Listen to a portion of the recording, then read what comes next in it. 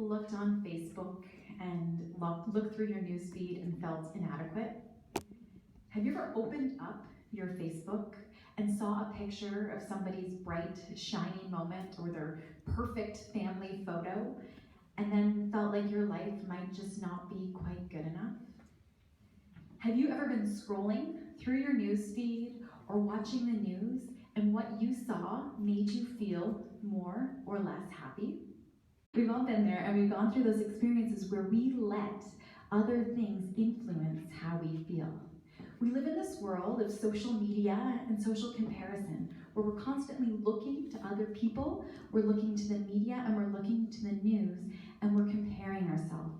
So often, we look at someone's front story, or what they post or share, or what the media chooses selectively to share with us. And we look at that, and we compare it to ourselves, and we look at the backstory of our life, the behind the scenes part that nobody else sees. And when we do that, it can leave us feeling happy, sad, depressed, anxious, full of ourselves, such a range of emotions. And why is that? Why is it that we create these stories in our head? Why do we consciously or unconsciously allow everything that's around us to influence how we feel? It creates a world that's pretty hard to navigate, where it's hard to go around and not let everything else affect how we feel. Especially when we look at things like social media, it can have a really profound effect on things like our happiness. So this cartoon here says, "I can't talk right now, I'm simulating happiness on Facebook." And especially in terms of happiness, the reality is what gets posted can create an artificial picture of what it looks like or feels like to be happy. Now, this cartoon here, it says, "My project is simply this. I want to study and prove once and for all that there's more to the belief than money can buy happiness." I'm a happiness researcher. This isn't particularly my research question, but I'm really interested in learning about happiness and why it is that it creates happiness in our world. When we look to things like social media, we can get really confused because this is sort of an illusion of the world. And when we take that illusion and compare it to our reality, or we let it affect how we feel, we can kind of start to create a reality that isn't painting an exact picture of happiness. I believe that oftentimes what's promoted in terms of happiness is not correct. I'd like to suggest today that the pursuit of happiness, that common belief that happiness is something to achieve, is in fact incorrect.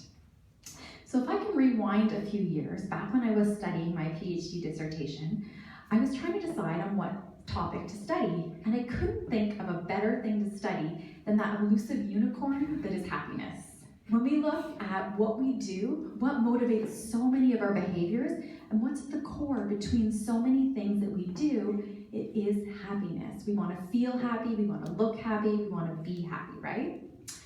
And at the same time, when I was looking at my life, and I was looking at happiness, it always felt like it was just beyond my reach. So I wanted to study happiness and learn more about it so that I could grab that happiness. It just seemed almost right at the tip of my fingertips.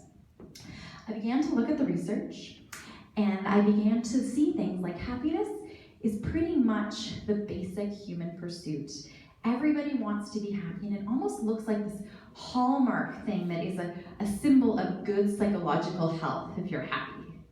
I was learning things like if you look to the literature, you see that happy people tend to live longer, they tend to experience a greater quality of life, they tend to make more money and have longer and more fulfilling marriages than their unhappy peers.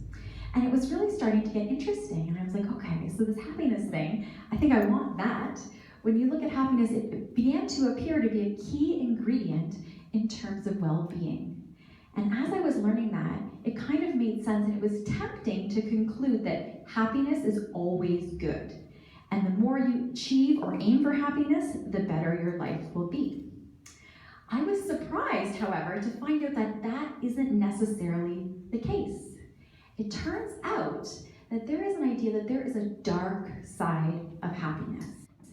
And sometimes when we value happiness, it can lead us to feel unhappy. And sometimes the more we strive for happiness, the less likely we might be to attain happiness. That's quite a paradox, right?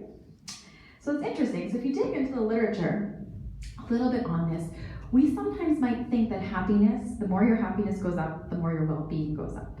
Turns out it's not a linear relationship. It more looks like this U curve here. So for a while, as we increase our happiness, our overall well-being tends to increase.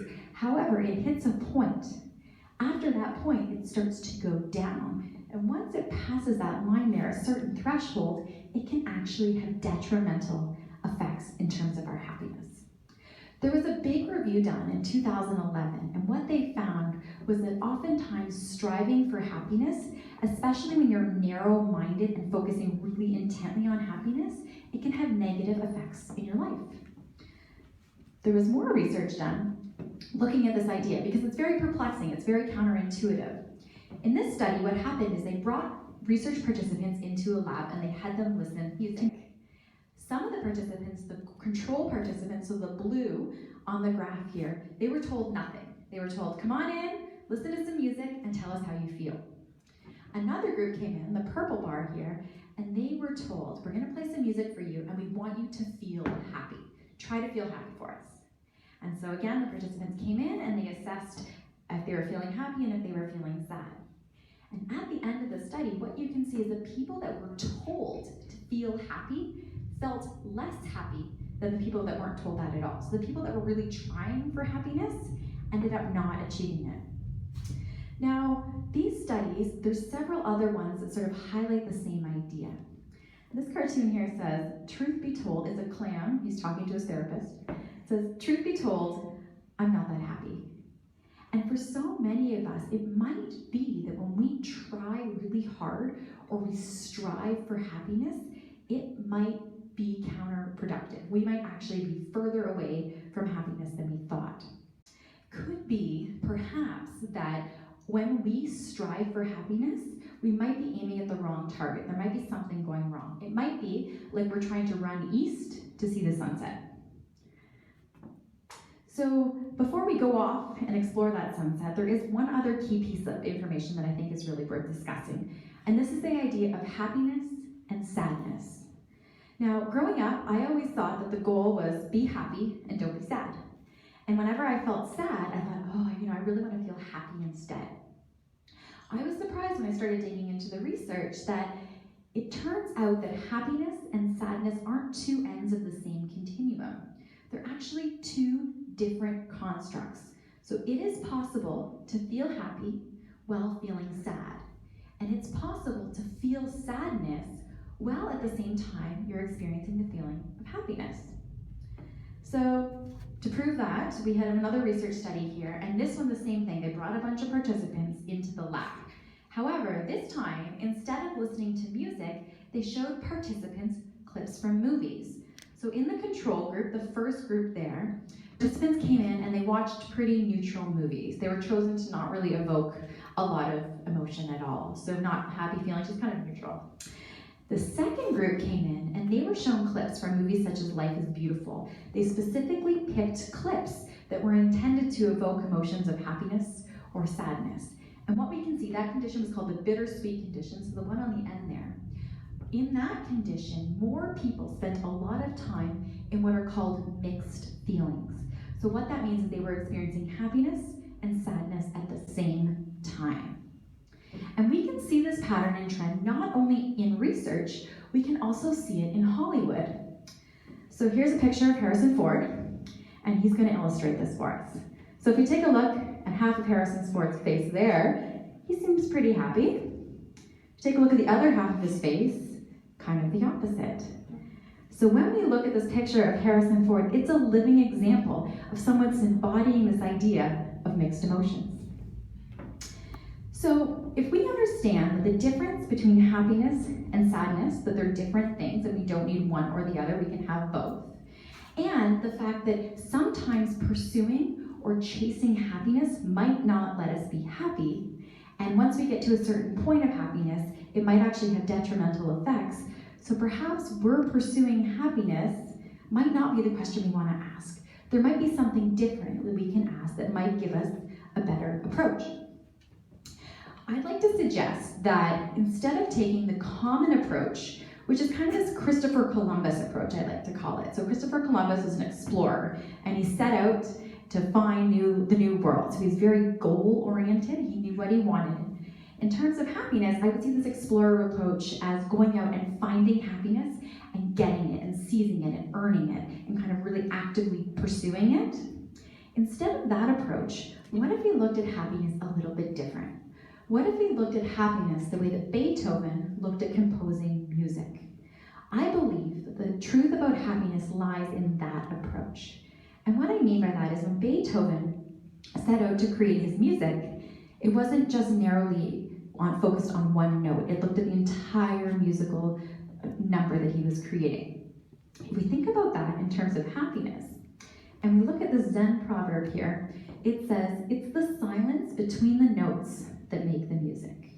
And when we look at music, we play the same note over and over and over again. We'd end up with one long, continuous note, the same all the time. However, that's not the music that we enjoy. When we look at music and we start to see, for example, the pauses and the spaces between the notes and the music, and instead of looking at them as a void, as a gap between the notes and the things that matter, when we start to look at those spaces and see the potential for greatness, not only in the notes, but in the spaces between the notes, and we start to look at the range of notes, you can have low notes and you can have high notes and a variety of different ones. When they all come together collectively, it makes a beautiful sound, it makes beautiful music.